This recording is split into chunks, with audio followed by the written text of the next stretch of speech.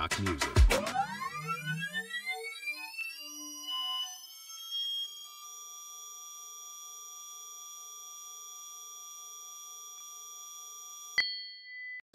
Fala, meu caro aluno, sejam todos muito bem-vindos ao canal Posologia. Eu sou o professor Sérgio Araújo e hoje nós vamos iniciar o segundo episódio da série Aliviando a Depressão. Se você chegou nesse canal pela primeira vez, nós estamos fazendo algumas séries de doenças na qual precisam ser tratadas farmacologicamente. Essa série se chama Aliviando a Depressão, mas nós já tivemos diversas outras séries. Esse vai ser o segundo episódio da série.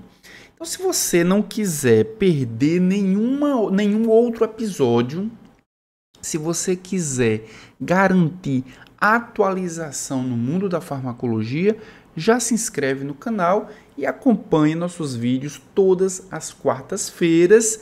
Temos um vídeo novo. Mas hoje teremos o nosso segundo episódio. E o nosso segundo episódio, ele tem o nome Como Funciona a Depressão. E no primeiro episódio, nós entendemos a depressão. Nós entendemos do ponto de vista sintomatológico, do ponto de vista conceitual, do ponto de vista do diagnóstico.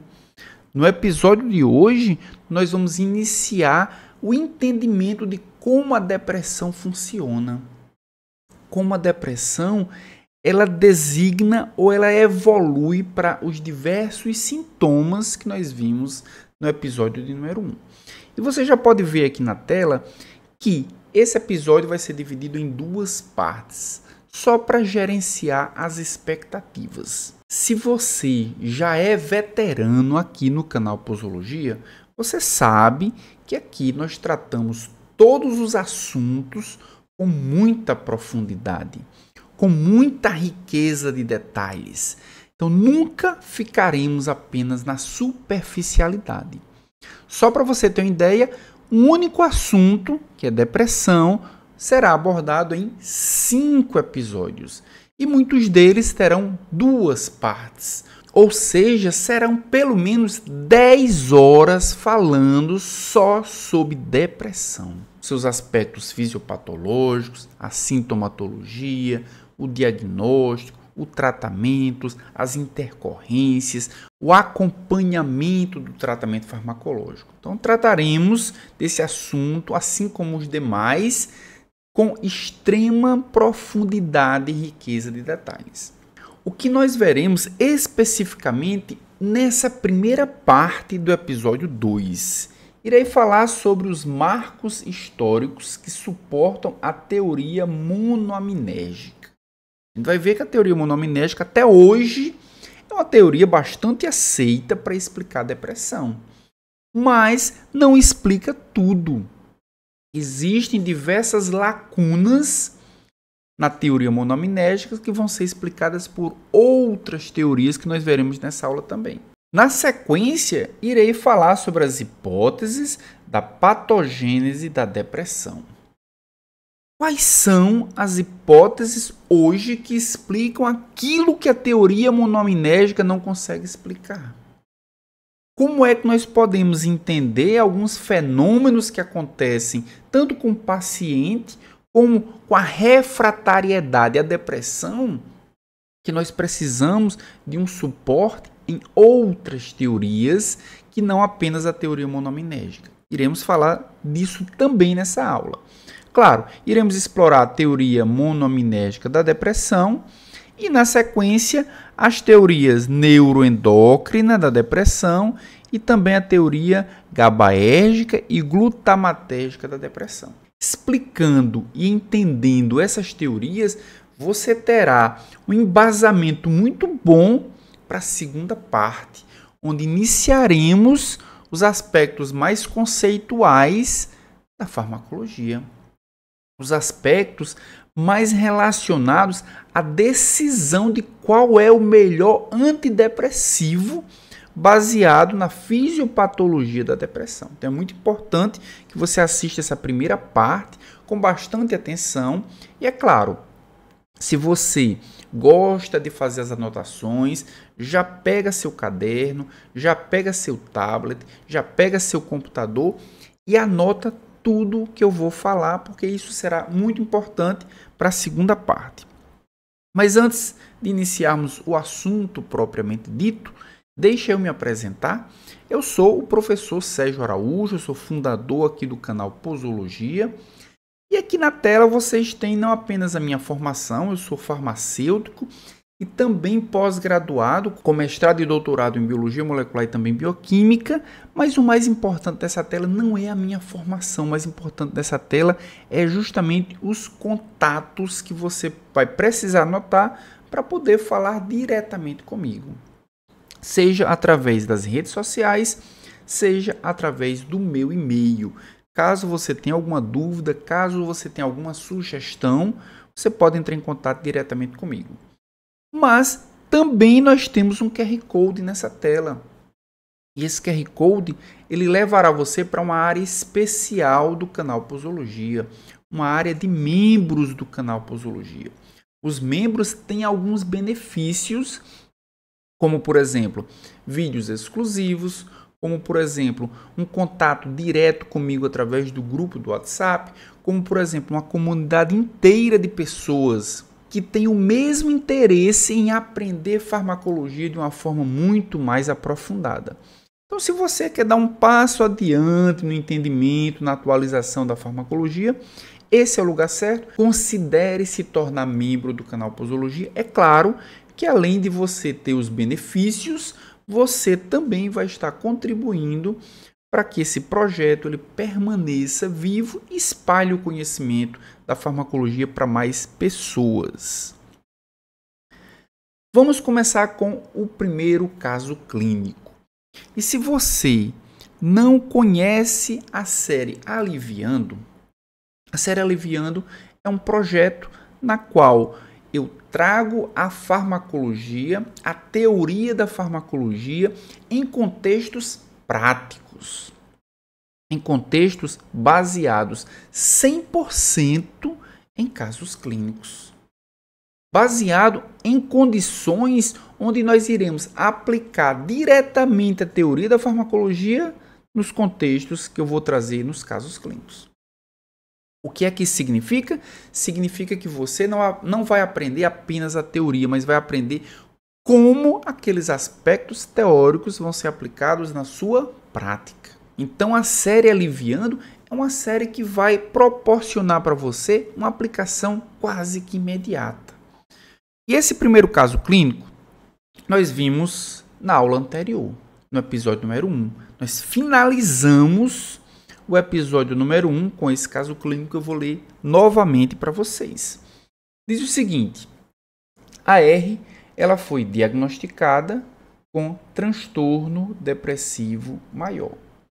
Nós vimos no episódio passado que a depressão, existe um espectro grande na depressão que está descrita e registrada no CID-10 como diversas doenças diferentes.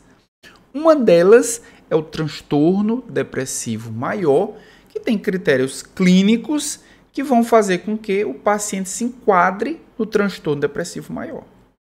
Nós vimos na aula passada que existem, inclusive, diversos parâmetros para avaliar não apenas o tipo de depressão, mas também a gravidade da depressão.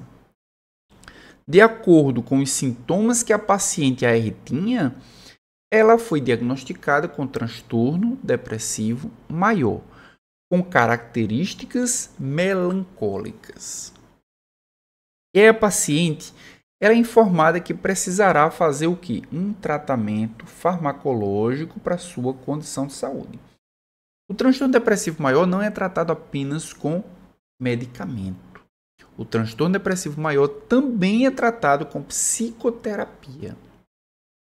Nesse caso, o médico ele disse: olha, você vai precisar fazer um tratamento farmacológico.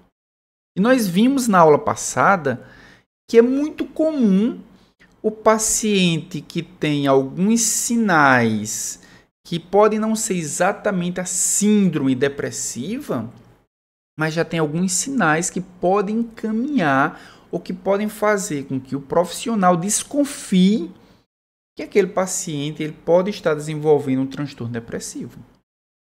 Por essa razão, é muito comum também o paciente que tem depressão descobrir, não porque ele foi a um psiquiatra, pensando que já estava com sinais de depressão.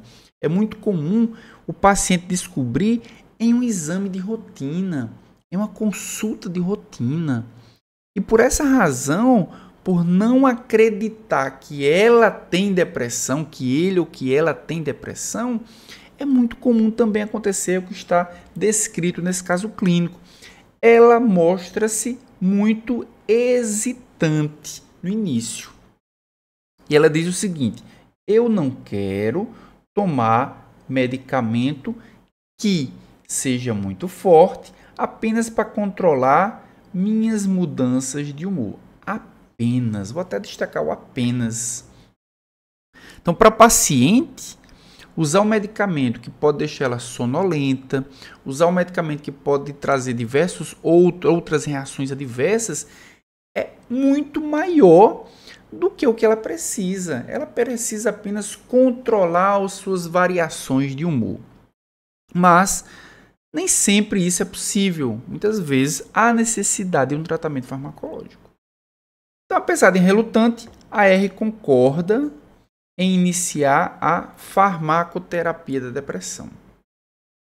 E eu coloquei algumas perguntas aqui do lado. Como funciona a depressão no caso de AR? Quais são os mecanismos fisiopatológicos que fazem com que o paciente apresente os sintomas da depressão? Nós vimos no episódio número 1 que existem muitos sintomas característicos da depressão.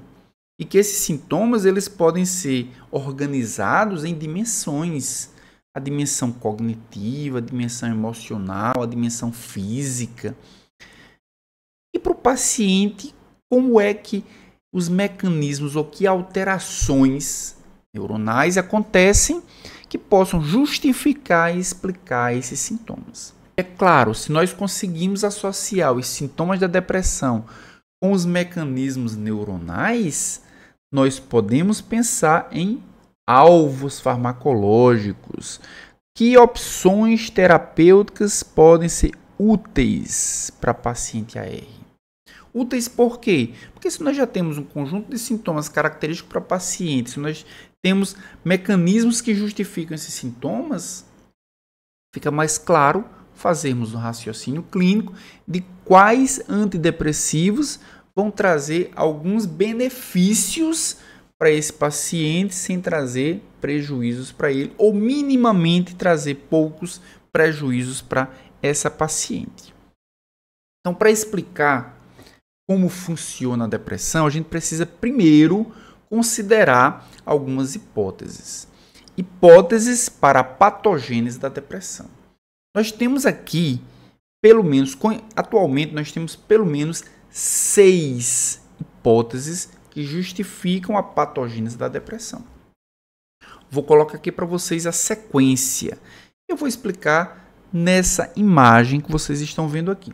A primeira hipótese é a hipótese da disfunção do eixo hipotálamo, pituitária, adrenal. O que é que acontece que possa justificar os sintomas da depressão relacionado a essa disfunção? Diz o seguinte, que níveis elevados de glicocorticoides desempenham um papel na patogênese da depressão. Nós já podemos ver aqui na imagem que, claro, se os níveis de glicocorticoides estão elevados, é porque essa alteração ela vem dos centros superiores, do hipotálamo. Se o hipotálamo que controla a pituitária ele tem um estímulo excessivo, há aumento de glicocorticoides. E nós vamos ver mais à frente o que é que isso significa. Essa teoria se chama teoria neuroendócrina. O que é que significa aumentar os níveis de glicocorticoides em função do aumento da atividade do hipotálamo e da pituitária. e qual a relação que isso tem com a depressão. Mas vejam que não para por aí. O aumento de glicocorticoides é apenas um dos elementos relacionados com a depressão. Nós temos também diminuição de hormônios tireoidianos. E aí nós começamos a entender por que, no caso clínico que nós vimos no primeiro episódio, foi solicitado hormônios tireoidianos para afastar essa possibilidade. Para entender se os sintomas da depressão desse paciente estão relacionados à tireoide, à diminuição dos hormônios tireoidianos. Se está relacionado a um hipotireoidismo. Outro elemento também que entra nessa hipótese, diminuição do estradiol. Estradiol é um hormônio feminino. Nós começamos a entender também a relação que tem com a menopausa e a depressão. Nós vimos também no primeiro episódio que existe uma relação, um fator de risco, a proximidade, a perimenopausa. A proximidade com a menopausa também pode estar relacionado com a diminuição do estradiol e esse hormônio está relacionado com a patogênese da depressão. Essa primeira teoria ou hipótese é a hipótese da disfunção do eixo hipotálamo pituitária adrenal. A segunda hipótese é a que nós vamos trabalhar mais nessa aula, que é a deficiência das monoaminas. Elas são um dos principais alvos relacionados à patogênese da depressão. Nós já podemos ver aqui que quais são as monoaminas? Serotonina, noradrenalina e dopamina. Quando esses neurotransmissores estão diminuídos no sistema nervoso central, isso também está relacionado à depressão. Terceira hipótese é a hipótese que mostra que um processo inflamatório pode estar associado, envolvido também com a depressão. A neuroinflamação promove o desenvolvimento da depressão. Nós podemos ver na imagem que os radicais livres, as espécies reativas de oxigênio, que são produzidas continuamente, diariamente no nosso corpo, elas precisam ser neutralizadas. Se elas não forem neutralizadas, nós temos a produção de quê? Citocinas pró-inflamatórias. Por isso que essa teoria se chama hipótese da inflamação. Não qualquer inflamação, a neuroinflamação. Nós vamos ver em detalhes também essa hipótese. A quarta hipótese é uma hipótese genética, que genes podem estar envolvidos com a susceptibilidade para a depressão. E são genes muitas vezes envolvidos na síntese ou na produção ou na organização de vesículas pré-sinápticas. Que vesículas pré-sinápticas são essas? São as vesículas que vão armazenar as monoaminas. As monoaminas elas são armazenadas pré-sinapticamente para quando houver uma despolarização desse neurônio, esse neurônio liberar os seus neurotransmissores.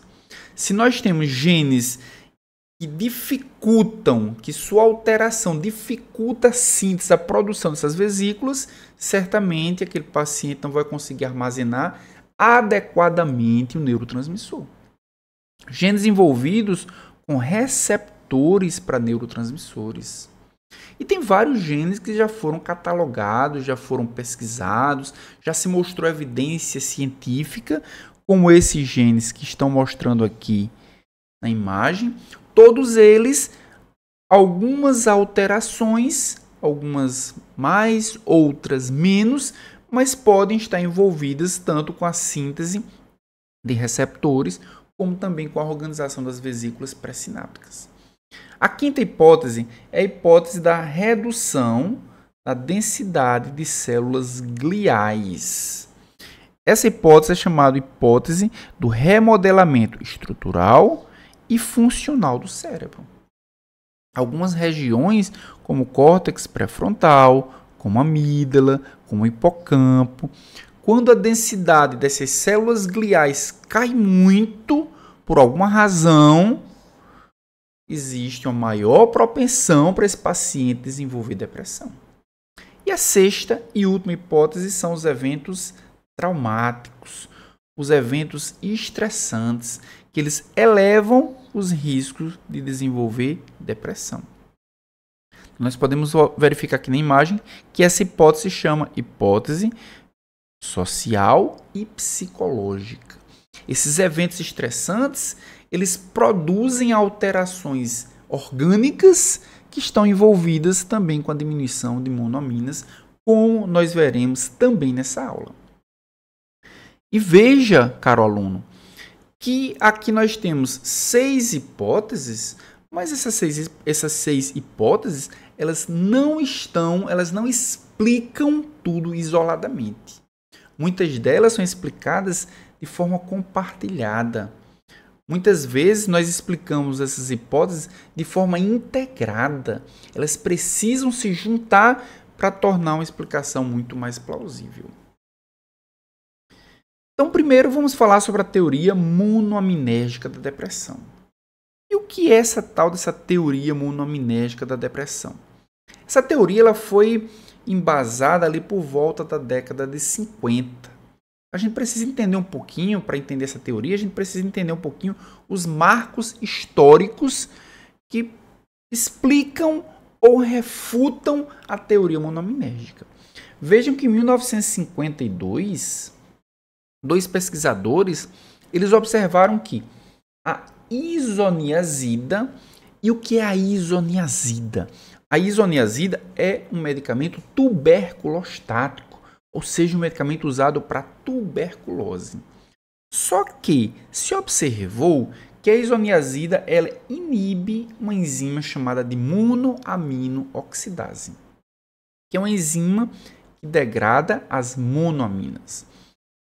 E observou-se também que os pacientes que estavam usando isoniazida para tratar a tuberculose, eles melhoravam do estado depressivo. Ou seja, o mecanismo de inibir a monoaminoxidase pode estar envolvido com a melhora dos sinais e sintomas da depressão. Então, as monoaminas podem também estar envolvidas com a depressão. Então, a teoria monoaminérgica surgiu daí. Mas vejam que apenas 3 anos depois, foi observado também por 2 pesquisadores, o Davis e o Shepard, que a reserpina ela também tinha um efeito antidepressivo. Só que a reserpina, ao contrário do que a isoniazida fazia, a isoniazida inibia a monoaminoxidase, ou seja, ela preservava as monoaminas. A isoniazida aumenta os níveis das monoaminas. Mas a reserpina, mesmo tendo um efeito antidepressivo, ela é um depletor de monoaminas. Então aqui nós temos aumento das monoaminas e aqui nós temos diminuição das monoaminas. Como assim, professor? Aumentar monoaminas e diminuir monoaminas tem efeito antidepressivo? Sim. Tanto o isoniazida como a reserpina conseguiam produzir efeitos antidepressivos, mas de formas diferentes. Por isso que nós podemos ver que nessa imagem aqui, de um lado nós temos um experimento no azul, do outro lado um experimento do lado amarelo. O azul significa o quê? São eventos que confirmam a hipótese monoaminérgica da depressão. E o amarelo são observações que se opõem a essa hipótese monoaminérgica. Então, em 1952, foi observado que o aumento de monoaminas estava associado à diminuição de sintomas depressivos, mas em 1955 foi observado que a diminuição também estava envolvida com sintomas ou diminuição dos sintomas da depressão. Ou seja, não existia uma explicação ainda para ou que ligasse a teoria monoaminérgica à fisiopatologia da depressão. Entre 1954 e 1958 foram encontrados outras evidências de que a teoria monoaminérgica era uma teoria importante para explicar a depressão. Foi descoberto o quê? Que a imipramina que é um inibidor da recaptação de monoamina, ela tinha um efeito antidepressivo. Aumentava também as monoaminas de um outro jeito. Enquanto que a isoniazida aumentava as monoaminas, preservando elas da degradação pela monoaminoxidase, a imipramina aumentava os níveis de monoamina na fenda sináptica, diminuindo a volta, diminuindo o retorno dessas monoaminas para dentro do neurônio pré-sináptico. Entre 1965 e 1969, foi confirmado que a redução de serotonina e de catecolaminas estava associada aos transtornos afetivos. Também uma prova de que a teoria monoaminética explicava alguns sintomas, explicava os mecanismos fisiopatológicos da depressão. Mas daí para diante, vejam que os resultados mais modernos, as descobertas mais recentes, elas refutam a teoria monoaminética. Stoll, ele propôs que não é apenas os níveis de neurotransmissores que importam, ou seja, não é apenas o quantitativo. Estamos falando até agora que aumentar os níveis das monoaminas melhora o estado depressivo. Diminuição das monoaminas está relacionado com a depressão. Ou seja, estamos falando apenas de quantidade. Stahl, em 1984, ele propôs que não é apenas a quantidade, mas a qualidade também. Como essas monoaminas interagem com os receptores. Como elas interagem e quais são esses receptores. A gente vai ver mais adiante que existe uma intrincada rede que deixa a depressão, a doença depressão, com uma explicação muito mais complexa do que o simplismo de dizer que é aumento ou diminuição de monoaminas. Em 2015, o Andrews ele propôs que a elevação de serotonina pode contribuir com a depressão. Vejam só, em 1965 foi observado que diminuição de serotonina estava associado com a depressão. Mas em 2015, Andrews propôs que a elevação também está relacionada com a depressão. Como assim, professor? Não estou entendendo mais nada. É complexo mesmo. Mas nós vamos entender o raciocínio. Nós precisamos entender principalmente o que é que isso quer dizer. Porque os experimentos, as pesquisas, elas estão corretas. Mas a interpretação de cada uma delas é que faz parecer que são contraditórias. Então vamos fazer a seguinte pergunta. O que diz a teoria monoaminética da depressão? Qual é a definição dessa teoria monoaminética da depressão?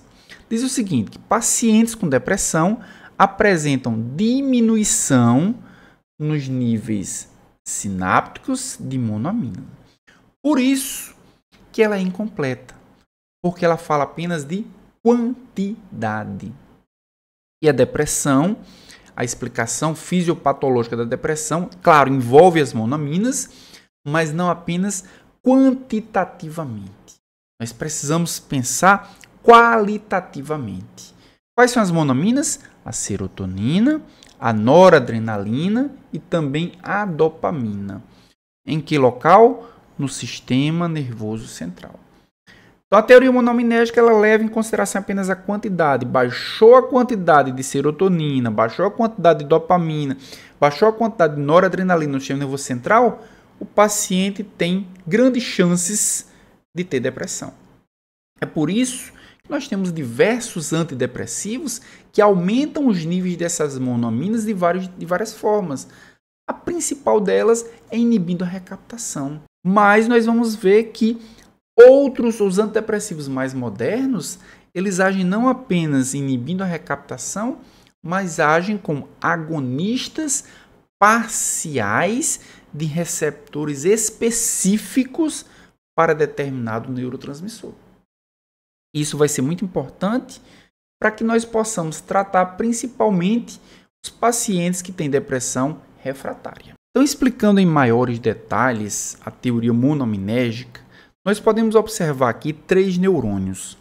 Um neurônio noradrenérgico, um neurônio serotoninérgico e um neurônio dopaminérgico, que são exatamente a teoria monominérgica explica que a diminuição, a baixa desses neurotransmissores, a baixa dessas monoaminas é que explica os sintomas da depressão.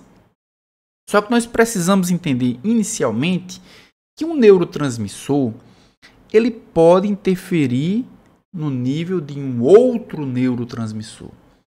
Os circuitos eles não são exatamente isolados. Os circuitos neuronais eles são interdependentes. Como nós podemos observar aqui, esse neurotransmissor é a dopamina. A dopamina é produzida por neurônios dopaminérgicos, mas ele pode influenciar nos níveis de noradrenalina. Nós podemos observar aqui também que esse azul é a noradrenalina. A noradrenalina também pode influenciar nos níveis de serotonina. E nós podemos observar aqui que esse em laranja é a serotonina. E a serotonina pode influenciar também nos níveis de noradrenalina. Então, todas essas monoaminas, todos esses neurotransmissores, eles são interdependentes. Eles não são isolados. Não é simplesmente a produção de um que vai acarretar nos sintomas da depressão. A produção de um neurotransmissor vai influenciar nos níveis de outro neurotransmissor, o que vai deixar o mecanismo fisiopatológico da depressão muito mais complexo do que se entende hoje.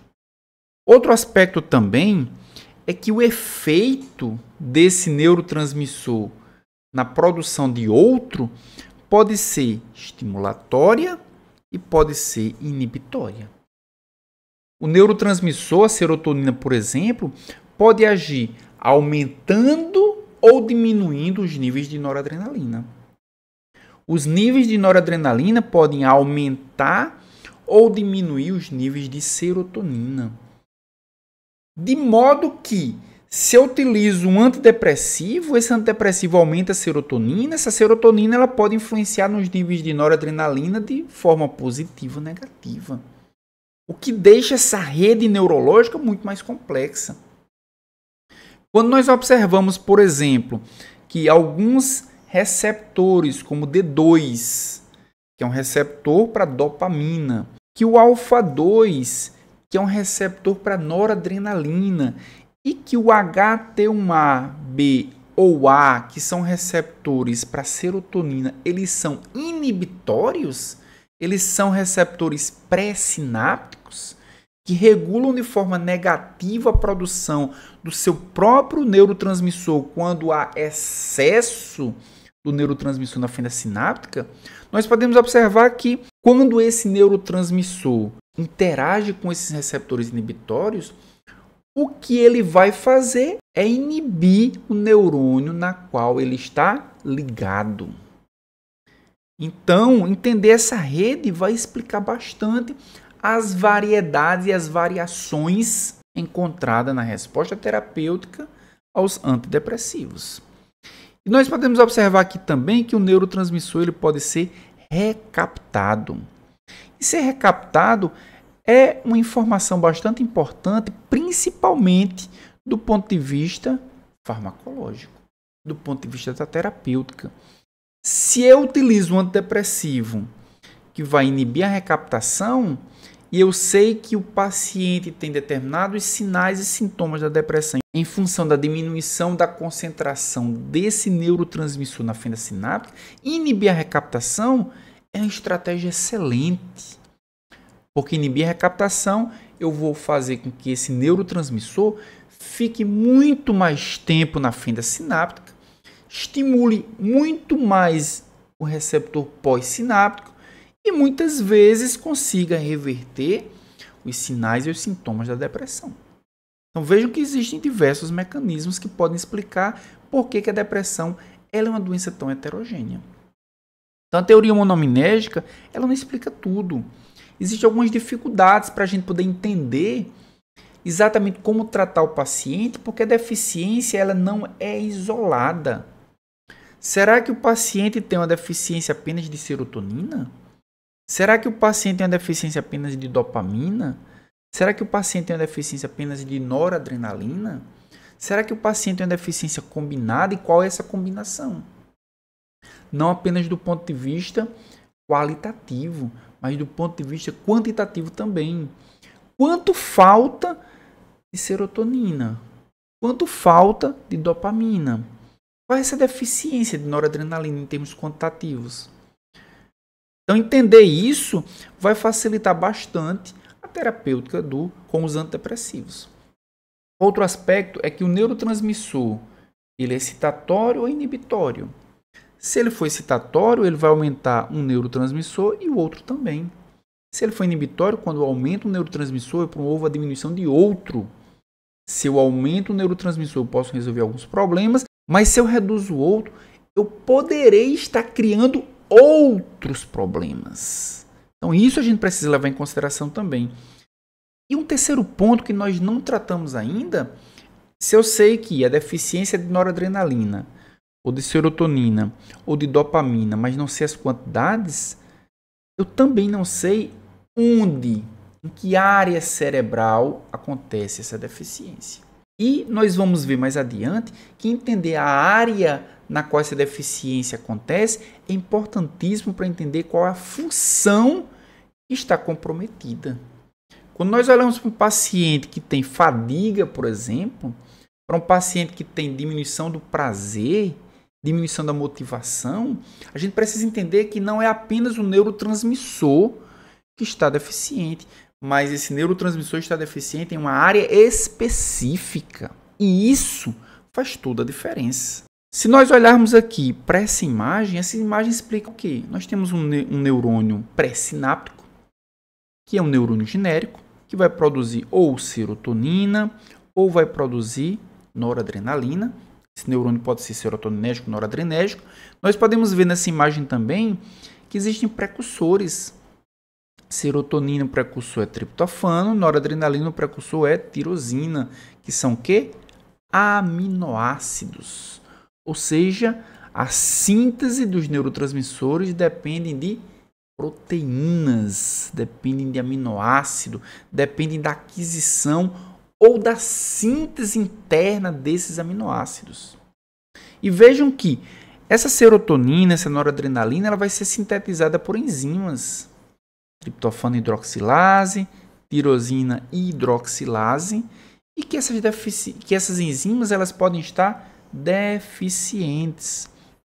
A depressão do paciente pode ser em virtude da deficiência da síntese do neurotransmissor. Se o neurotransmissor está deficiente, inibir a recaptação pouco vai adiantar, porque o paciente simplesmente não produz o neurotransmissor. Esse neurotransmissor ele vai ser armazenado em vesículas sinápticas.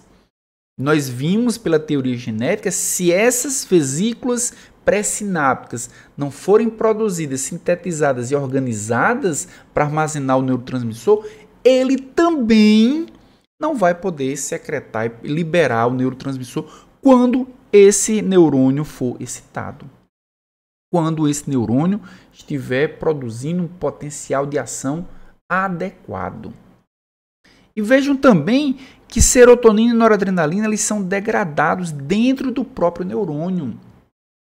Se não forem usados, se não forem úteis em algum momento, eles vão ser degradados pela enzima monoamino-oxidase A.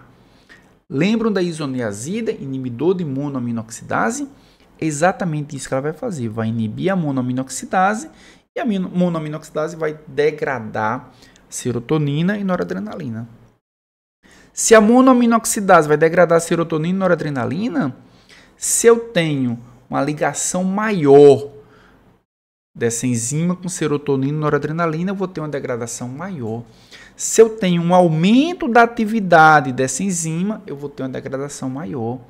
Ou seja, o paciente vai ter diminuição de monoaminas. Seguindo a sequência dessa imagem, Depois de um potencial de ação, esse neurônio vai liberar os neurotransmissores na fenda sináptica.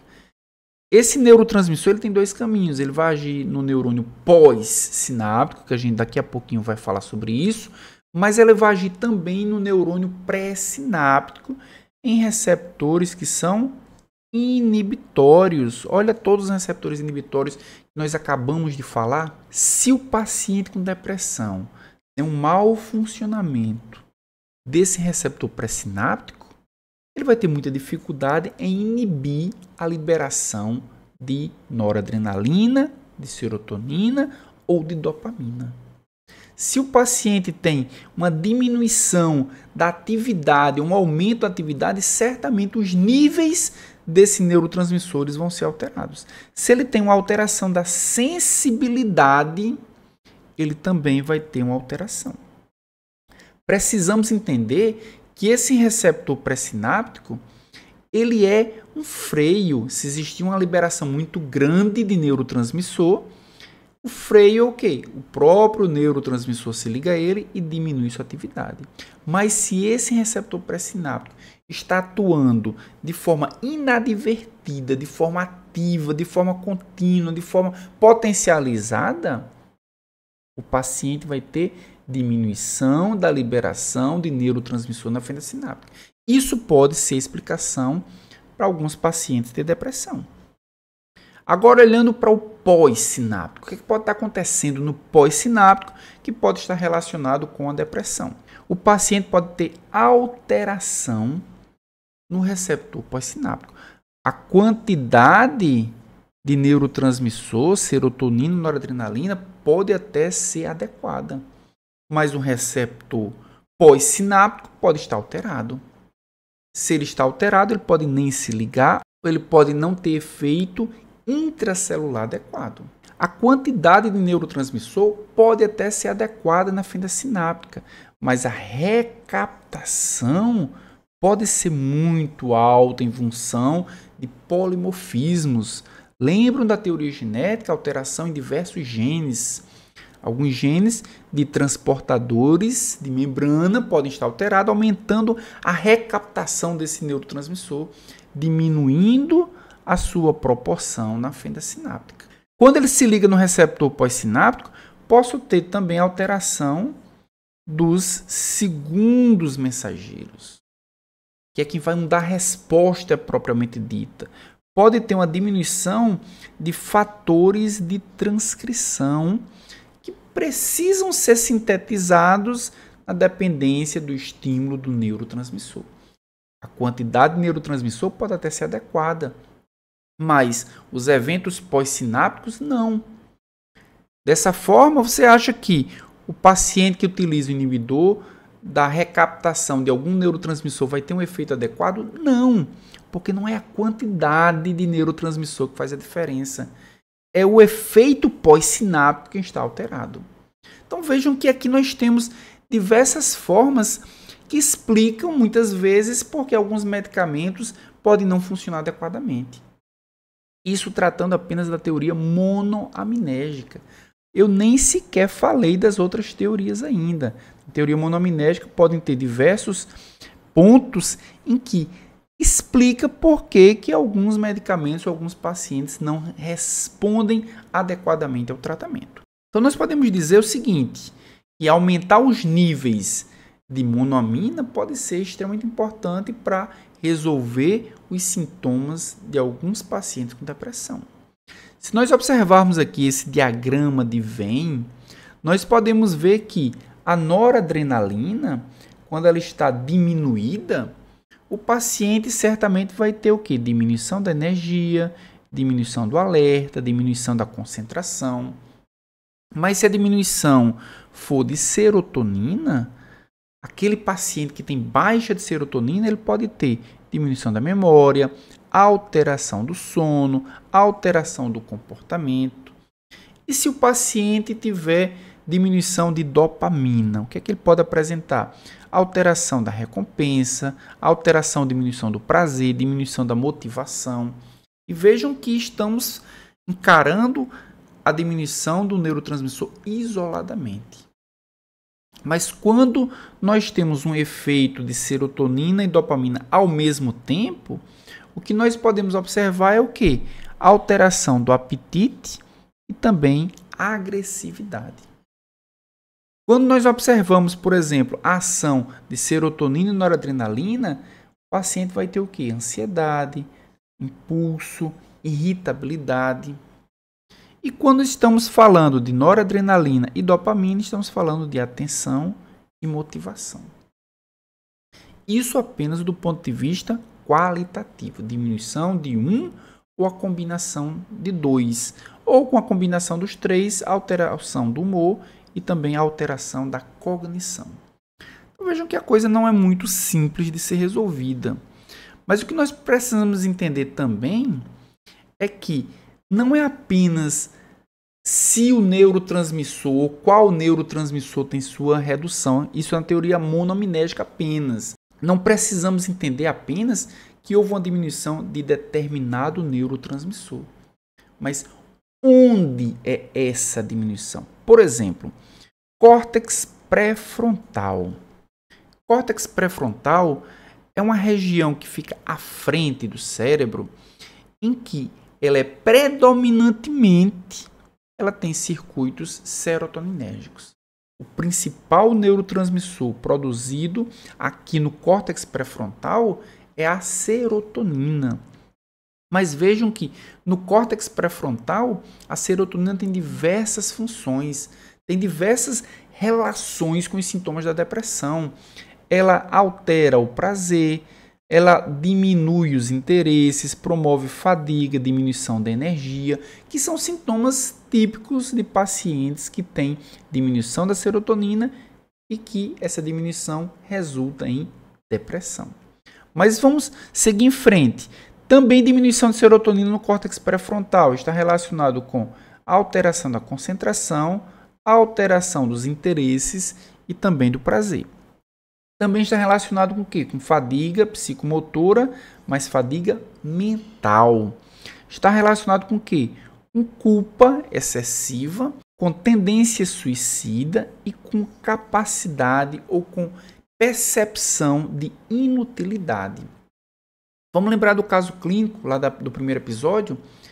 A paciente, ela se sentia inútil, ela estava prestes a casar e ela se sentia inútil como esposa. Vejam que isso pode ser uma diminuição de serotonina lá no córtex pré-frontal. Está relacionado a isso. E também serotonina no córtex pré-frontal está relacionado ao humor. Mas vejam que a mesma serotonina, mas no hipocampo, essa região em verde aqui, está relacionado com memória e aprendizado.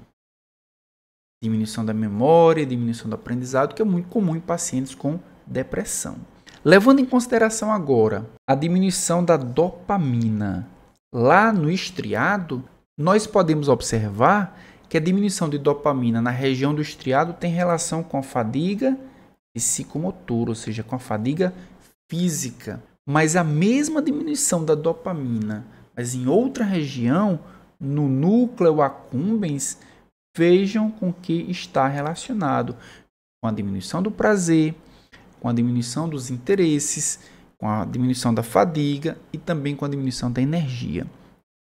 Então percebam que não é só pensar em diminuição de determinado neurotransmissor, mas em que área essa diminuição acontece. Só assim a gente vai começar a entender um pouco melhor como deverá ser a terapêutica do paciente. E por fim, para terminar aqui a teoria monoaminética, nós podemos entender da seguinte forma: a gente pode dividir os pacientes com depressão em dois grandes grupos. O grupo onde há uma redução do afeto positivo. O que é que significa redução do afeto positivo? Significa redução de alguns sentimentos que são considerados positivos, que são considerados agregadores, como, por exemplo, felicidade e alegria. O paciente com depressão, ele tem perda da felicidade, perda da alegria, ou seja, diminuição de um afeto positivo. O paciente com depressão ele tem diminuição, ou seja, perda de interesse, perda de prazer. O paciente com depressão tem perda de energia, perda de entusiasmo. Tem diminuição da vigilância, tem diminuição da autoconfiança. Esse grupo, percebam que ele tem sempre diminuição daquilo que é considerado positivo para o paciente. E muitas vezes a diminuição do afeto positivo está relacionada a disfunções da noradrenalina e disfunção da dopamina. Diminuição da dopamina e diminuição da noradrenalina está muito ligado a esse grupo que tem redução do afeto positivo. E o grupo que tem aumento do afeto negativo. E qual é o afeto negativo? É culpa, é aversão, é medo, é ansiedade, é hostilidade, é irritabilidade, é solidão. Ou seja, tudo aquilo que é negativo aumentou. Aquele afeto negativo aumenta quando há uma disfunção também de noradrenalina, mas associado com a serotonina. Então, se a gente começa a pensar nessas divisões, nesses grupos, nos sintomas, começamos a entender um pouco mais o que é que pode estar deficiente e onde pode estar deficiente. Para aí sim, na seleção, na escolha do antidepressivo, a gente tem uma escolha um pouco mais acertada. Então, a teoria monoaminética explica boa parte da depressão, mas não explica tudo. Por isso, o que é que nós temos além da teoria monoaminética? Mas antes, deixa eu perguntar para você, o que é que você está achando da aula até agora? Nós já temos aí quase 1 hora de aula, 50 e poucos minutos de aula, e já trouxe diversos conteúdos para você, só sobre a teoria monoaminética. Me aprofundei, eu mostrei os sintomas, as áreas, quais os neurotransmissores envolvidos com cada um dos sintomas. Você acha que esse conteúdo ele foi um conteúdo que agregou no seu conhecimento? Se você acredita nisso, já dá um like nesse vídeo, já compartilha ele com outras pessoas. Eu acredito que outras pessoas também podem se beneficiar desse conteúdo. Esse conteúdo ele é 100% gratuito. E se você tiver interesse em acompanhar ainda mais esse conteúdo, esse é apenas o 2º episódio da série Aliviando a Depressão. Teremos mais 3. Aliás, essa é a primeira parte. Teremos a 2ª parte e mais 3 episódios. Se você acha que esse conteúdo é interessante e você quer acompanhar, já se inscreva no canal também. Certamente poderemos ter muita discussão produtiva e proveitosa daqui para frente. Mas vamos voltar para além da teoria monoaminética. Então, quais são as teorias? A primeira que eu vou falar é a teoria neuroendócrina. E o que é que a teoria neuroendócrina diz? Ela diz o seguinte, que fatores estressores, olha aqui os fatores estressores, adversidade precoce, conflito interpessoal, isolamento social, tudo isso são fatores estressores. Diz o seguinte, que os fatores estressores psicossociais, eles vão ativar circuitos do sistema nervoso central, incluindo o hormônio liberador de corticotropina. Lá no hipotálamo, nós podemos ver que o CRH, o hormônio liberador de corticotropina, ele vai ser estimulado pelos fatores estressores. O CRH ele vai estimular a liberação na pituitária de hormônio adrenocorticotrófico. E o ACTH vai agir na glândula adrenal, aumentando o cortisol, que é o hormônio anti-estresse. É o hormônio que vai preparar o nosso corpo integralmente para reagir de forma efetiva ao estresse. O problema é que ele aumenta o CRH, claro, tem a sua função fisiológica, mas o CRH tem uma função patológica também. O CRH vai atuar em macrófagos, aumentando a ligação do NF-κB ao DNA dos macrófagos, resultando na liberação de mediadores inflamatórios. Olha essa setinha aqui mostrando o CRH agindo no sistema simpático, o CRH via nervo vago agindo em macrófagos, e veja que tudo isso vai fazer com que haja aumento da atividade do NF-κ-beta, que é um fator de transcrição, que vai aumentar a síntese de fatores pró-inflamatórios, citocinas pró-inflamatórias, quimiocinas, moléculas de adesão e reagentes de fase aguda também, proteínas de fase aguda também. Todas essas proteínas, elas vão aumentar o processo inflamatório. Então, quando essas proteínas, essas citocinas pró-inflamatórias, elas acessam o cérebro, elas vão induzir na via de sinalização inflamatória uma neuroinflamação. Vejam que as citocinas agindo, aumentando a atividade do NF-κ-beta lá no sistema nervoso central, lá no cérebro, aumentando a neuroinflamação. Bem, claro, neuroinflamação nunca vai ser algo bom. Mas o que é que ela vai fazer? Vai diminuir as monoaminas. Opa, olha a teoria monoaminérgica aí. Então, as monoaminas diminuem por quê? Pode ter começado pelo excesso de fatores estressores. Não só excesso, mas a cronicidade desses fatores estressores. O paciente ele pode ter submetido a uma condição de vida que os fatores estressores estiveram sempre presentes, e o paciente, aquela pessoa, pode ter tido uma neuroinflamação contínua e crônica, diminuindo monoaminas, aumentando a excitotoxicidade, diminuição de neurotransmissores porque vão ser degenerados e diminuição de fatores tróficos. Vejam que apenas o processo inflamatório vai causar diversos problemas. Então, a inflamação no cérebro vai resultar em quê? Como eu acabei de falar, redução do metabolismo de monoaminas, aumento da excitotoxicidade e diminuição de fatores tróficos. É claro, a gente está vendo aqui que o cortisol ele é produzido, que o cortisol ele inibe a produção do NF-κ-beta, só que o cortisol ele se torna ineficiente quando esse estresse ele é crônico. O efeito fica cada vez mais insensível do cortisol controlar esse estresse.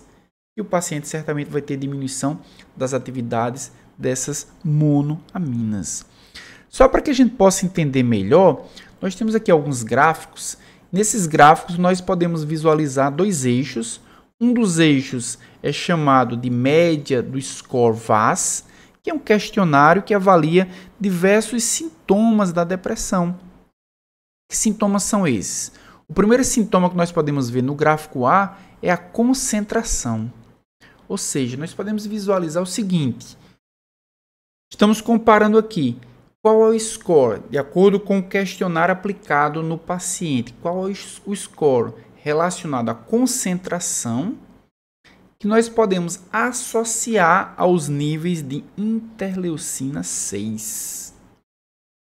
Então, foi medido os níveis de interleucina 6 e foi medido o score de diversos pacientes, score relacionado à concentração. O que nós podemos observar é que nós temos um score alto quando os níveis de interleucina 6 são baixos e que o score da concentração diminui à medida que a concentração de interleucina 6 aumenta. Isso acontece para a concentração, isso acontece para a sensação de culpa, isso acontece para a tristeza, isso acontece para a autoestima, para pensamento suicida, para cansaço. Então vejam que aqui nós temos 6 sintomas característicos da depressão que têm relação com a diminuição, ou melhor, com o aumento da interleucina 6. E essa relação ela é estatisticamente significativa. Todos eles apresentam um P menor do que 0,05. Ou seja, todos eles apresentam uma relação forte entre aumento da interleucina 6 e diminuição do score específico para aquele sintoma da depressão. Ou seja, a teoria neuroendócrina foi muito bem explicada com esse resultado. Uma outra teoria é a teoria GABAérgica e glutamatérgica. Ela diz o seguinte, O glutamato é importante. Fisiologicamente, o glutamato é muito importante para quê? Para manter a neuroplasticidade, para manter o aprendizado e para manter a memória. Então, os níveis de glutamato precisam estar em níveis fisiológicos. Quando o glutamato é excessivo, ele é patológico. Em condições patológicas, ele produz uma excitotoxicidade e morte neuronal. Então, pacientes com depressão têm níveis elevados de glutamato. Isso é um ponto. Mas um outro ponto que é importante é que esse glutamato ele vai ser controlado por GABA. Então, esse GABA ele é um neurotransmissor inibitório. O que é que ele faz? O GABA inibe a produção de glutamato. Se o GABA está muito alto, os níveis de glutamato estão muito baixos. Se GABA está alto, o glutamato está baixo. Se GABA está baixo, o glutamato está alto. Tanto o glutamato alto é ruim porque produz excitotoxicidade, como o glutamato baixo é ruim também porque o paciente não tem neuroplasticidade, aprendizado e memória. Então, no glutamato, na depressão, no córtex pré-frontal, o neurônio GABAérgico inibe a ativação do neurônio glutamatérgico, reduzindo sua função de aprendizado e memória. É muito comum o paciente que tem depressão não ter excesso de glutamato, mas ter deficiência de glutamato. Ter dificuldade de aprendizado e memória, ter dificuldade de neuroplasticidade. Então, glutamato diminuído, glutamato baixo, significa GABA elevado. Inclusive, um dos tratamentos que a gente vai falar nessa série de aulas sobre depressão é a esquetamina. Vamos falar principalmente na segunda parte dessa aula. Olha o que a esquetamina faz. É um bloqueador de receptores de glutamato, que ficam no neurônio GABAérgico. Vejam a inter-relação, vejam a rede intrincada de relações. Se nós temos um neurônio GABAérgico que é estimulado por glutamato, bloquear glutamato significa diminuir GABA.